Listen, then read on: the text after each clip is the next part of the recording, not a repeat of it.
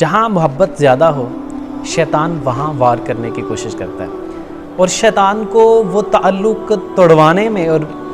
دور کرنے میں بڑی خوشی ہوتی ہے کہ جو بہت قریب کا تعلق ہو اور محبت کا تعلق۔ نبی کریم صلی اللہ علیہ وسلم فرماتے ہیں کہ شیطان اپنا وہ تخت لگاتا ہے پانیوں پہ، اور پھر اپنے شتونگڑوں کو مختلف ٹاسک دے کر بھیجتا ہے، اور وہ لوگوں میں فساد برپا کرتے ہیں۔ آج ایک چیلا آ کے کہتا ہے کہ میں نے یہ کام کیا، میں نے یہ فساد برپا کیا، تو شیطان اسے کہتا ہے کہ تو نے کوئی بڑا کام نہیں کیا۔ ان میں سے ایک آ کر کہتا ہے کہ میں نے حضور بہت بڑا کام کیا ہے، میں میاں بیوی کے پیچھے لگا ہوا تھا، ان کے دل میں بدگمانی ڈال رہا تھا، مطلب یہ سارے کام کر کے میاں بیوی کے پیچھے لگا ہوا تھا،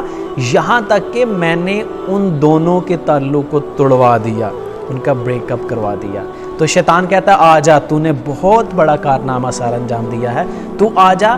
تو میرے سینے سے لگ جا۔ تو شیطان اس چیلے کے اس کام کرنے سے بڑا خوش ہوتا ہے۔ اب خود دیکھ لیں